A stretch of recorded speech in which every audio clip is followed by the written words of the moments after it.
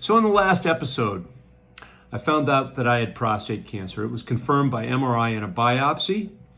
And in the situation that I was in, which was a Gleason score of 8 and no spread beyond the outside of the prostate, according to scans, almost every urologist will say you should have that prostate removed, a prostatectomy. If you have a Gleason score of 7 or lower, it's sort of a borderline call. You're going to want to talk to your urologist and look at it. I'll show you a little bit about what's involved during this episode. At any rate, my urologist recommended that I have a prostatectomy. So it was time to find a new urologist. No, I'm kidding. But not really, because when you have to have that kind of surgery, you want somebody who's exceptional at it. You want somebody who's done it literally 1,500 times. Maybe it's time to tell the story of the prostate. The story of the prostate. Okay, look, nobody's going home until we figure out a way to get the poo and pee out of a man's body. We've also got to figure a way to get the sperm into a woman's body, or a hand, a mouth, or occasionally a tissue. Okay, I think I've got it. Okay, we got to get the sperm, the pee, and the poo out of the body. Okay, so the poo, we just route that right out the butt. We divide that butt in two, make a hole in the middle, and that poo comes right on out. Okay, pee, we can do the same thing. They're both waste products. Let's send them out the same area. Okay, maybe a separate hole, but then they're right out there together. Then the sperm, that's a little more challenging because we might want to deposit that somewhere. So the sperm will take out the front. Maybe we have a flexible hose, like your vacuum cleaner. And maybe we could put the end, we could put like a crevice tool, something like that. Well, the crevice tool is kind of plain. How about we make it a small veiny log? Okay. And maybe we put swimmers in little droopy bags under the log. Why? And maybe instead of the pee and sperm coming out separate holes, we can make them come out just one hole in the veiny log. Now that's just gross. Women are not going to want to have sperm that came out of a log with a pee hole. But you're saving a hole. Look, okay, pee, no longer out the butt. Poo out the butt. Pee and sperm go out the front. Okay? They're going to go out the log. And in fact, remember, instead of having them up here, we're going to have those little swimmers down here in droopy bags. Okay? And then we're going to route those swimmers up around so they get a little swimming practice. We're going to route them up and around, and they'll come in like this. And in fact, what we'll do is we'll mix those things right in here. Okay? We'll have a complicated system of valves that combine the pee and the swimmers, and then they all go out through the veiny log.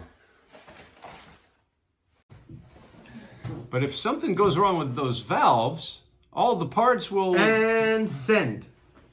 So the big problem is the architecture down there, the bladder, the balls, and the prostate. Let's meet the players. I'm the bladder. I hold the pee until it's ready to go outside. When it's time to go, the prostate opens the valve and lets it flow. I'm a nut. I make the little swimmers, but they need a little love juice to get going. So I send them up to the seminal vesicles and the prostate.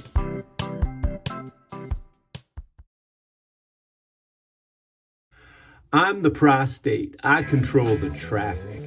See, I got 2 tubes up top. If it's pee time, I loosen my mighty grip on the input from the bladder. It's called the sphincter. And then out goes the pee through the exit tube, which is called the urethra. If the semen time has come, what I do is I open up that valve, and then I add some love juice through a process called spoogification. And then, out it goes. And I've got job security. If I leave, good luck stopping the pee. And if I leave, that love juice ain't going nowhere. So the prostate really doesn't necessarily have job security if you have a tumor on the left side and a much worse kind of tumor on the right side. It's got to come out. So if you're considering having your prostate removed, you're probably talking about a robotic-assisted laparoscopic prostatectomy. And what they're going to do is they're going to take out the prostate, they're going to take out seminal vesicles, they're going to take out some lymph nodes. Those last structures are being removed so they can kind of tell if the cancer has progressed outside the prostate capsule. So you can see a problem here. We've got all these tubes that are unconnected. Okay, let's connect these ones up. Maybe we pull the bladder outlet down a little bit and we pull the urethra up a little bit and we sew them together. Okay, that's good. That solves that problem. The urine's coming out. However, there's nothing there stopping it really. So that's the first issue, is incontinence. We've taken out the prostate that had that little clamp, the sphincter that controlled the urine coming through. That's gone now. So men rely on that almost exclusively. When you have your prostate removed, now you've got to train these other muscles to pinch it off farther down. So incontinence is the first issue. Over 6 months, most men regain their continence. Some small fraction never quite regain full control, bladder control. So that's the first issue. Second issue is right up here. Prostate's gone. It's not adding the liquid that it used to add. The seminal vesicles are gone. So you're really not producing healthy sperm out there. So if you want to have children, you better bank some sperm before the raup. Okay, so that's the second issue, is no ability to procreate anymore. Okay, the third issue is this. You want to use these guys for sexual activity, right? You want to have erections. You want to have orgasms. So they can still do that if there are a couple nerves. I don't even know how to draw them here. There are a couple nerves that go around the outside of the prostate. You want those to be intact, at least one of them. So an experienced surgeon can do nerve sparing during the surgery to preserve one or two of those nerves. Some people never fully have great erections again. Some people can't have orgasms, but most people can regain some of that functionality. But those are the three issues you got to be concerned about. So I picked a urologist, met with them, and we scheduled a prostatectomy for April of 2022, about a month and a half after the biopsy. I was feeling really bad by now. Headaches, nausea, fatigue, brain fog. We had a trip scheduled to Ireland in earlier April, and I really was wondering about whether I should go. I didn't want to let my family down, but I didn't really feel like going. My doctor said, yeah, please go. Go because you need to go, but take normal precautions. And, well, what happened next, I guess, is best summed up by a traditional Irish sea shanty that I once heard. And I think it goes something like this.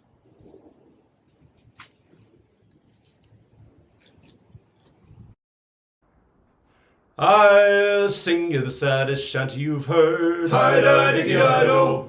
If you'd back me up with your nonsense words. Hi-da-dicky-di-do. It's a Yank who came to the Emerald Land. Hi-da-dicky-di-do. With malignant tumors in his prostate gland. Hi-da-dicky-di-do. Singing hi-da-dicky.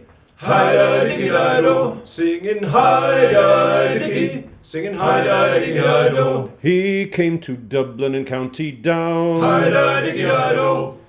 Belfast area and Donegal town. Hi-da-dicky-di-do. On his last night there as he laid to rest. Hi-da-dicky-di-do. He was scuppered by a positive test. Hi-da-dicky-di-do. Singing hi-da-dicky.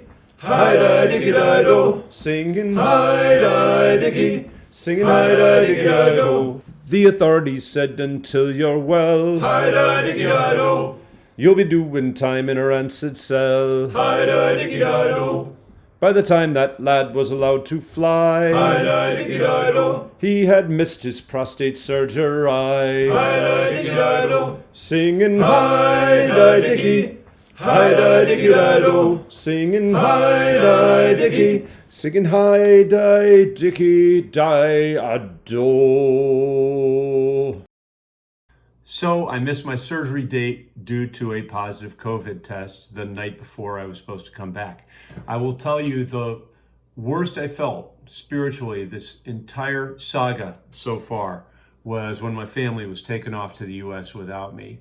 I had missed my surgery date and I was really worried that with an aggressive cancer, any delay might increase the chances that it would spread beyond the prostate.